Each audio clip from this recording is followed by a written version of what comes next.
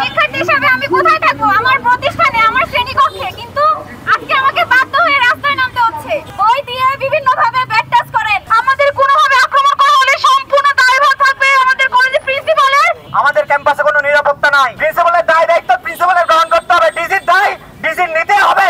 আমরা দাবি আদায় করে তারপরে এখান থেকে যাবো। ক্লাসে এসে মেয়েদের সাথে অসমান আচরণ করেন। আমরা যখন এর বিরুদ্ধে কথা বলি, আমরা যখন এর বিরুদ্ধে দাঁড়াই, তখন উনি আমাদেরকে আলাদা হুমকি প্রদান করেন।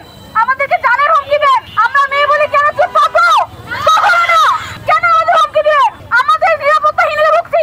আমরা হোস্টেলে থাকি, আমাদের হোস্টেলে কোনো গার্ড নেই। আমরা নিজস্ব নিরাপত্তা নিজস্ব বহন করছি। ওনারা আমাদের যদি কোনোভাবে কোনো ক্ষয়ক্ষতি হয়, আমাদের কোনোভাবে আক্রমণ করা হলে সম্পূর্ণ দায়ভার থাকবে আমাদের কলেজের প্রিন্সিপালের এবং দিদি মহোদয়। সম্পূর্ণ দায় আমাদেরকে নিতে হবে। ওনারা কেন আমাদের হুমকি প্রদান করবেন? আমরা আমাদের ন্যায্য দাবি নিয়ে দাঁড়িয়েছিলাম। ওনারা মেয়ে বলে অসমান আচরণ করবেন, আমাদের হুমকি দিবেন, আমাদের ঢাকারি চুয়ানি খাওয়াবেন। আমরা এখানে আগুন তুলবো? কখনো না। আমরা গত 13ই আগস্ট থেকে একটি যৌক্তিক দাবি আদায়ের জন্য আন্দোলন করছি। অতি তাড়াতাড়ি এই তিনজন শিক্ষক মোহাম্মদ জামাল উদ্দিন ভূঁইয়া, মোহাম্মদ মোখলেসুর রহমান এবং তাজুল ইসলামকে আমাদের এই কলেজ থেকে অনতিবিলম্বে বদলি করে নিয়ে যেতে হবে।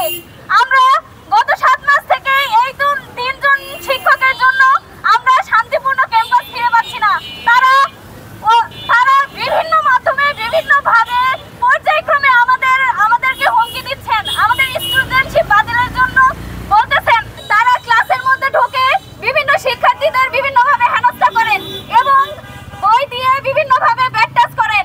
আমরা শহীদ তাজউদ্দিন আহমদ নার্সিং কলেজের সকল শিক্ষার্থী বলতে চাই, এই তিনজন শিক্ষককে অনতিবিলম্বে আমাদের কলেজ থেকে বদলি করে নিয়ে যেতে হবে।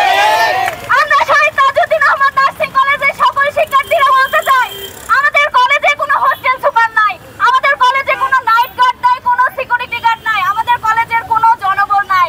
আমরা শহীদ তাজউদ্দিন আহমদ নার্সিং কলেজের সকল শিক্ষার্থীরা গত 13ই আগস্ট থেকে আন্দোলন করতেছি, কিন্তু আমাদের কলেজের অধ্যক্ষ ম্যাডামের কোনো খোঁজ খবর নাই। আমাদের কলেজের কোনো অধ্যক্ষ ম্যাডামের কোনো খোঁজ খবর নাই, আমাদের কোনো খোঁজ খবর নেই না। তো আমরা বলতে চাই, যদি কোনো শিক্ষার্থী ক্ষতিগ্রস্ত হয়, যদি কোনো শিক্ষার্থীর কোনো কিছু হয়, তাহলে তার দায়ভার অধ্যক্ষ ম্যাডামকে নিতে হবে। একজন শিক্ষার্থী হিসেবে আমি কোথায় থাকবো? আমার প্রতিষ্ঠানে, আমার শ্রেণীকক্ষে। কিন্তু আজকে আমাকে বাধ্য হয়ে রাস্তায় নামতে হচ্ছে। কেন? ওই তিনজন শিক্ষকের জন্য, যারা তাদের ক্ষমতার অপব্যবহার করে আমাদের উপর নির্যাতন চালাচ্ছে। তারা তাদের ক্ষমতার অপব্যবহার করে আমাদের কলেজে দুর্নীতি করতে যাচ্ছে। আমরা শিক্ষার্থী হিসেবে তা কখনোই মেনে নিব না। আমাদের ক্যাম্পাসে কোনো নিরাপত্তা নাই। আমাদের ক্যাম্পাসের অভিভাবককে আমাদের প্রিন্সিপাল যদি না আসে, উনি কেমনে বলে উনি কোনো দায় নেবে না। ডিজি কেমনে বলে উনি কোনো দায় নেবে না। আমরা কাদের স্টুডেন্ট?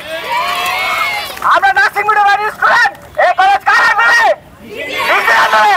ডিজি কেমনে বলে আমরা তো কোনো দায় নেবে না। আমাদের দাবি অবশ্যই মানতে হবে। আমাদের দাবি আদায় না হওয়া পর্যন্ত আমাদের ক্যাম্পাস আমাদের আন্ডারে থাকবে। প্রিন্সিপালের দায়িত্ব প্রিন্সিপালের গ্রহণ করতে হবে। ডিসির দায় ডিসির নিতে হবে। আমরা দাবি আদায় করে তারপরে এখান থেকে যাব। যে ফ্যাসিস্টরা আমাদের এই 7 মাস ধরে আমাদের কলেজের সুশৃঙ্খল পরিবেশ নষ্ট